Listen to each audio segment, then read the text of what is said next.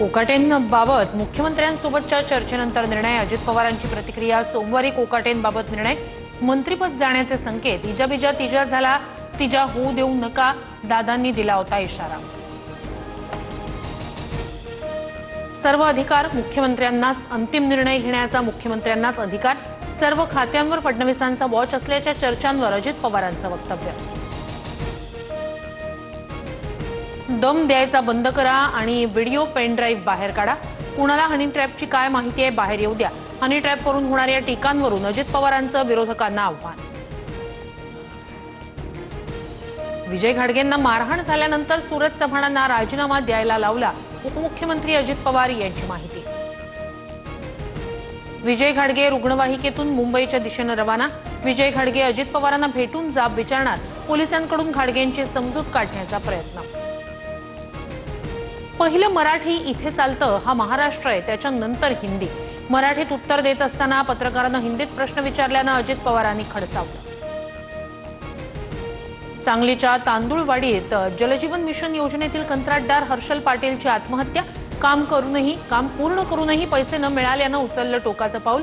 1,40,00,000 शासनाकडे थकबाकी। हर्षल पाटीलला आम्ही काम दिलं नव्हतं, कंत्राटदार दुसरा होता। सरकार म्हणून आमचा संबंध कंत्राटदाराशी असतो, सब कंत्राटदाराशी नसतो। अजित पवारांकडून स्पष्ट।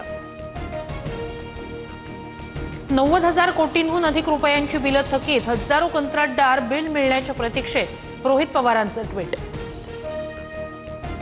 हर्षल पाटलांशी कोणताच करारनामा नाही। करारनामा नसल्यानं बिल प्रलंबित असण्याचा प्रश्नच नाही। हर्षल पाटील आत्महत्या प्रकरणी सांगली जिल्हा परिषदेचा खुलासा। हर्षल पाटीलची आत्महत्या सदोष मनुष्यवध। कंत्राटाचे पैसे न दिल्यानं आत्महत्या होणं खून। राज्य डबघाईला आलंय, संजय राऊतांचा आरोप। पुण्यातील दौंड गोळीबार प्रकरणी राष्ट्रवादीचा आमदार अडचणीत। शंकर मांडेकरांचा भाऊ बाळासाहेब मांडेकरांसह इतर आरोपी ताब्यात। तर चुकीचं काम केलं असल्यास कारवाई करा, शंकर मांडेकर यांची प्रतिक्रिया। दौंड प्रकरणी राजकीय हस्तक्षेप होऊ न देण्याचे आदेश। दोषींवर मकोका अंतर्गत कारवाई करण्याच्याही सूचना। दौंड गोळीबार प्रकरणी अजित पवारांची प्रतिक्रिया।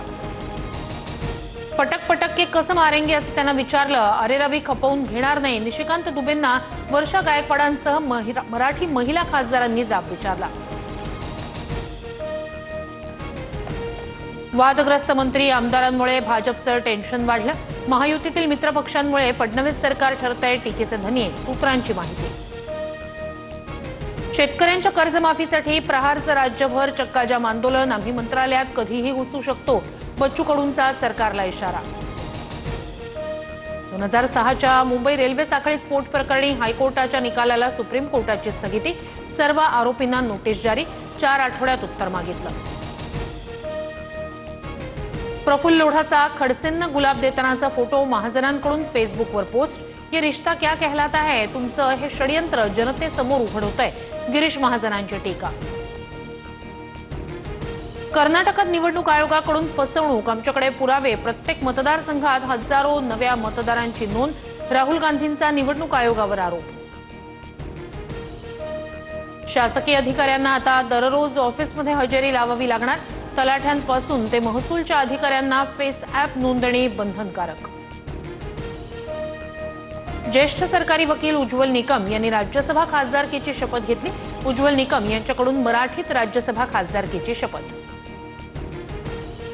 अनिल अंबानींशी संबंधित मुंबई आणि दिल्लीतील जागांवर ईडीचे छापे। जवळपास 50 ठिकाणी छापेमारी सुरू। काल अनिल अंबानी मुंबई पोलीस आयुक्तालयात गेले होते। संघप्रमुख मोहन भागवत यांची मुस्लिम धर्मगुरूंसोबत 3 तास बैठक। 70 मुस्लिम धर्मगुरू बैठकीला उपस्थित। राज्यात कोकणासह घाटमाथ्यावर रेड अलर्ट। मुंबई, ठाणे, नाशिक, पालघरमध्ये ऑरेंज अलर्ट जारी। संपूर्ण विदर्भातही मुसळधार पावसाचा अंदाज।